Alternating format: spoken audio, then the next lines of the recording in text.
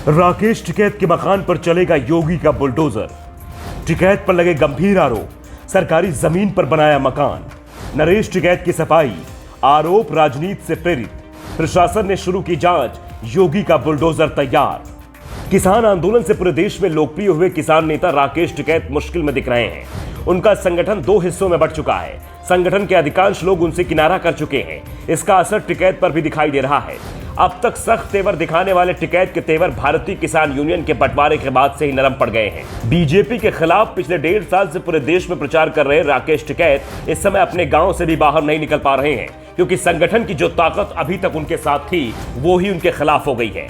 राकेश टिकैत योगी सरकार पर यह आरोप लगा रहे हैं कि उनके इशारे पर ही भारतीय किसान यूनियन में बगावत हुई है और बगावत कर जो गुट संगठन से अलग हुआ है वो सरकार का समर्थक है। टिकैत ने कहा कि उन्हें ना तो सरकार के समर्थन से कोई गुरेज है और ना ही उसके खिलाफ आंदोलन से। वो चाहते हैं कोई भी सरकार हो वो किसानों के हितों का सम्मान करे।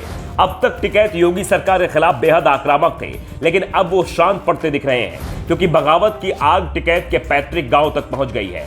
गांव के ही एक व्यक्ति ने टिकैत पर सरकारी जमीन पर कब्जे करने का आरोप लगाया है और सीएम योगी आदित्यनाथ से मांग की है कि टिकैत ने जिस सरकारी जमीन पर अतिक्रमण किया है वहां बुलडोजर चलाया जाए और सरकारी जमीन को कब्जा मुक्त कराया जाए।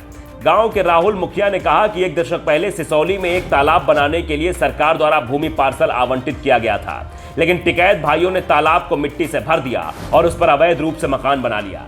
मैंने इस मुद्दे के बारे में जिला स्तर के अधिकारियों को लिखित में सूचित किया था और केंद्रीय राज्य मंत्री डॉक्टर संजीव बालियान को भी पूरी बात बताई है, लेकिन अभी तक कोई कार्रवाई नहीं की गई है।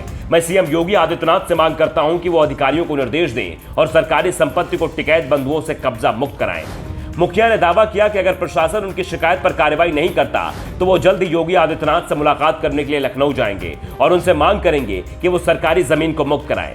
दूसरी ओर मामले के मीडिया में तूल पकड़ने के बाद अब बुढ़ाना क्षेत्र के अनुविभागीय दंडाधिकारी अरुण कुमार ने कहा कि उन्हें शिकायत मिली है, जल्द ही इसकी जांच कराई जाएगी और शिकायत सही मिलती है तो कार्रवाई भी की जाएगी।